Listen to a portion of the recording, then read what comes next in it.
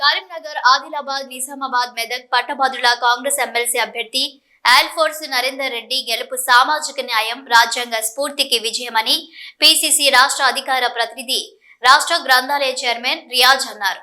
నేడు కరీంనగర్లోని press club లో ఆయన విలేకరుల సమావేశంలో మాట్లాడారు. సామాజిక, ఆర్థిక, రాజకీయ న్యాయం కాంగ్రెస్ ప్రభుత్వంతోనే సాధ్యమన్నారు.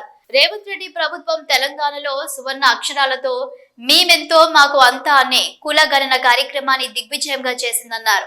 ఎస్సీ వర్గీకరణ ఆచరణలోకి తెచ్చి ముస్లిం రిజర్వేషన్ కు చట్టబద్ధత తీసుకొచ్చిందన్నారు. 29 రాష్ట్రాల్లో చారిత్రాత్మక ఘనత సాధించింది తెలంగాణలోని కాంగ్రెస్ ప్రభుత్వమేనన్నారు. తెలంగాణలో సామాజిక స్వేచ్ఛ, స్వాతంత్ర్యాన్ని తీసుకొచ్చిన కాంగ్రెస్ ప్రభుత్వం ప్రజాపాలన కొనసాగిస్తుందన్నారు. నిరుద్యోగులు, మేధావులు, పట్టభద్రులు, ప్రజాస్వామ్యవాదులు కాంగ్రెస్ గ్రాడ్యుయేట్ ఎమ్మెల్సీ అభ్యర్థి ఆల్ఫోర్స్ నరేందర్ రెడ్డికి మొదటి ప్రాధాన్యత ఓటు వేసి గెలిపించాలని కోరారు. ఆయన వెంట శ్రీకృష్ణ, అజిబ్ తదితరులున్నారు. మిత్రులారా, నేను డాక్టర్ రియాజ్, రాష్ట్ర గ్రంథాలయ పరిషత్ చైర్మన్ను, అలాగే కాంగ్రెస్ పార్టీ రాష్ట్ర అధికార ప్రతినిధి, కాంగ్రెస్ పార్టీ రాష్ట్ర manifesto committee member, Congress party జాతీయ manifesto, national manifesto committee member.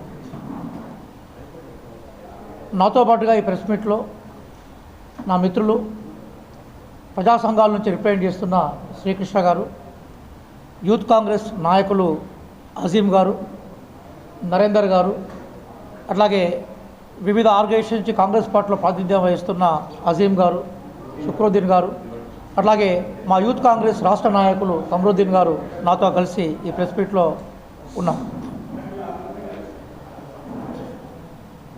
మిత్రులారా, భారత రాజ్యాంగం భారత ప్రజానీకానికి సామాజిక న్యాయాన్ని, ఆర్థిక న్యాయాన్ని, రాజకీయ న్యాయాన్ని వాగ్దానం చేసింది. సామాజిక న్యాయం సాధించబడకుండా ఆర్థిక న్యాయాన్ని కానీ, రాజకీయ న్యాయాన్ని కానీ ప్రజలకు అందజేయడం సాధ్యం కాదు. ఆ నేపథ్యంలోనే భారత చరిత్రలో కొత్త ఇతిహాసాన్ని రేవంత్ రెడ్డి గారి ప్రభుత్వం, మా ప్రభుత్వం, కాంగ్రెస్ పార్టీ ప్రభుత్వం తెలంగాణలో సువర్ణ అక్షరాలతోటి ఈరోజు లిఖించింది. ప్రధానంగా మేమెంతో మాకంతా అనే ఒక ప్రజాస్వామ్య నినాదం ఏదైతుందో ఆ నినాదాన్ని ఆచరణలో తీసుకొచ్చే క్రమంలో భాగంగానే మేము ఈరోజు కుల గణనను దిగ్విజయంగా చేశాం. ఆ రూపంలోనే షెడ్యూల్ కులాలకు సంబంధించిన వర్గీకరణ చేసి ఎవరికి చెందాల్సిన వాటా వారికి చెందడమే న్యాయం అనే డిక్షనరీ సూత్రం ఏదైతుందో దాన్ని ఆచరణలో తీసుకొచ్చాం.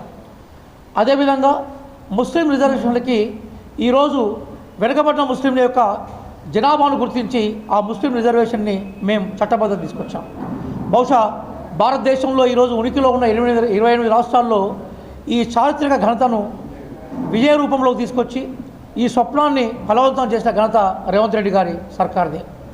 ఈ నేపథ్యంలోనే ఈరోజు కాంగ్రెస్ పార్టీ ప్రధానంగా నిరుద్యోగులు, యువకులు, విద్యార్థుల ప్రేమతోటి, వాళ్ళ సపోర్ట్ తోటి ఈరోజు ఏర్పడింది.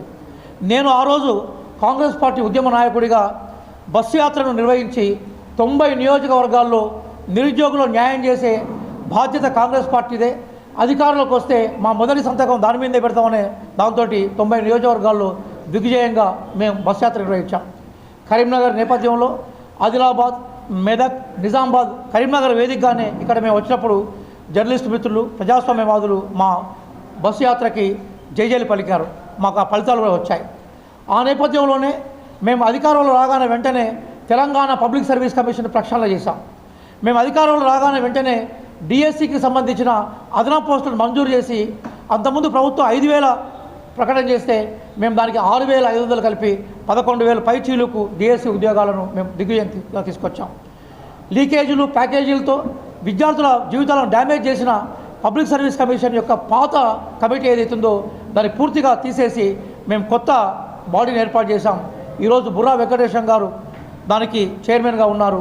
ఒక అద్భుతమైన కమిటీ. ఈరోజు అతి త్వరలోనే గ్రూప్ 1 రిజల్ట్ అనౌన్స్ చేయబోతున్నాం.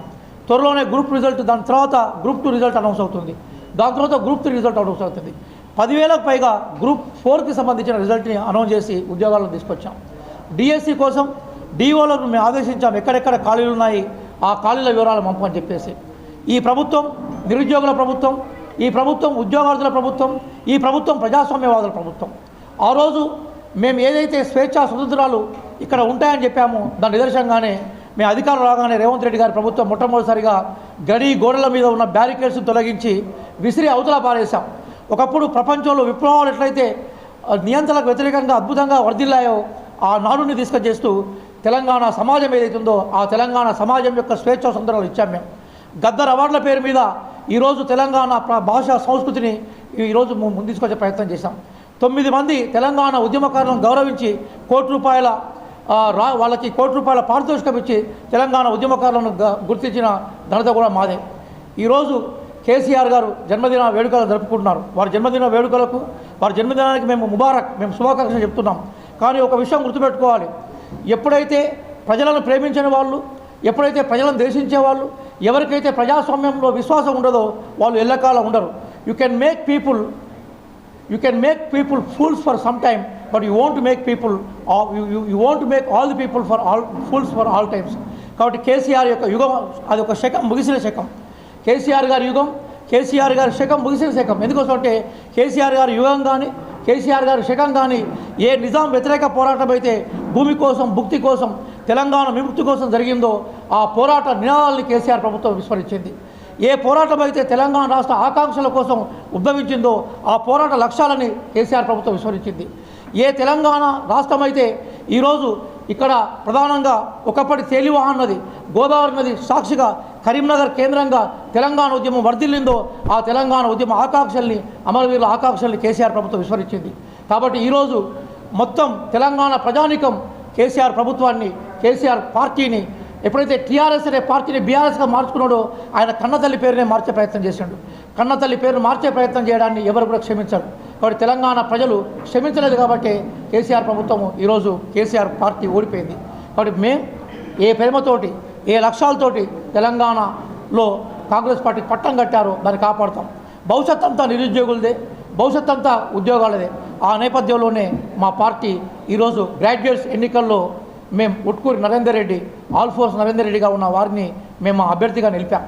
ఆ నేపథ్యంలోనే విద్యావంతులు, మేధావులు, పట్టభద్రులు, ఏ సమాజం అయితే తెలంగాణ రాష్ట్రం ఏర్పాటు చేయడంలో మేధోశక్తిని ఉపయోగించిందో, ఏ జర్నలిస్టులు అయితే తెలంగాణ ఉద్యమ రథచక్రాలకు ఇరుసుల్లాగా పనిచేశారో వాళ్ళందరి మద్దతును మేము కోరుకుంటున్నాం. మీ ద్వారా నిరుద్యోగులకి, విద్యార్థులకి, పట్టభద్రులకి, ప్రజాస్వామ్యవాదులకి, తెలంగాణ ఉద్యమకారులకి మేము విజ్ఞప్తి చేస్తున్నాం. రేవంత్ రెడ్డి గారి ప్రభుత్వం ఈరోజు ప్రజల కోసం పనిచేస్తుంది. కాంగ్రెస్ పార్టీ ఈరోజు మేమెంతో మాకంతనే స్లోగన్ రాహుల్ గాంధీ గారి స్ఫూర్తి, మల్లికార్జున్ ఖార్గే గారి స్ఫూర్తితో మేము ముందుకొచ్చాం.